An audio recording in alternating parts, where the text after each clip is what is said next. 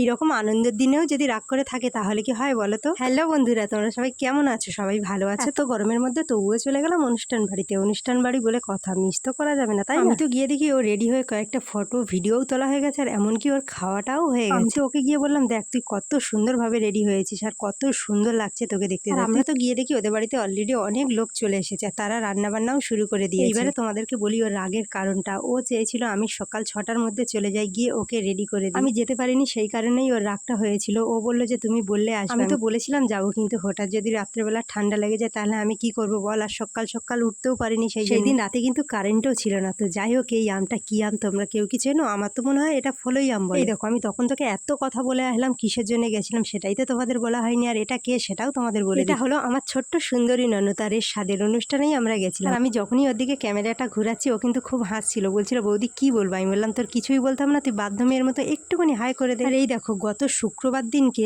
ঠিক 3:30 নাগাদ কেমন ঝড়ের তাণ্ডব শুরু করেছিল। আমি তো ভাবলাম এইবার বুঝি নারকেল গাছের আগাটা ভেঙে পড়লো। তারপরে দেখলাম নারকেল গাছ ভাঙেনি, আমাদের খিরিজ গাছের মগ ডালটাই ভেঙে আর ঝুলছে। এমন হঠাৎ ভাবে যে ঝোড়ো হাওয়া বইতে শুরু করে দেবে আমরা তো কেউই বুঝতে পারিনি। আমরা যখন খাওয়া দাওয়া করে বাইরে বেরিয়েছিলাম তখন দেখলাম একটুখানি কোণের দিকে মেঘ জমেছে, তখন আমরা অতটা গুরুত্ব দিইনি। আর কিছুক্ষণ পরেই কিন্তু এইরকম ভয়ঙ্কর ঝড়ের তাণ্ডব আরম্ভ করে দিয়েছে। আর এই সময়টায় আমরা সবাই মিলে কিন্তু খুব চিন্তায় পড়ে গেছিলাম, কারণ আমার বাবা, দিদি, জামাইবাবু সবাই মিলে ডাক্তারখানায় গেছিল, আর ওরা আসার পথেই ঝড়টা পেয়েছিল। আর এই দেখো, এই যে ভিডিওটা দেখছো এটা হচ্ছে শনিবারের ঠিক 3:30 নাগাদ শুক্রবারেরই মতো ঝড়টা শুরু হয়েছে। আর ঠিক কিছুক্ষণের পরেই কিন্তু ঝড়টা থেমে গেছিল, বৃষ্টি আর হয়নি। আর এই দেখো ওয়েদারটা কতটা সুন্দর লাগছে দেখো দেখতে। আর যদি প্রত্যেকটা দিন এরম ওয়েদার থাকে কেমন হয় বলো তো? কিন্তু না, প্রকৃতির নিয়মে প্রকৃতিই চলবে। আর নেক্সট ভিডিও তো হ্যালো বন্ধুর জায়গায় আমি অন্য কিছু বলবো। তো এখনকার মতো টাটা।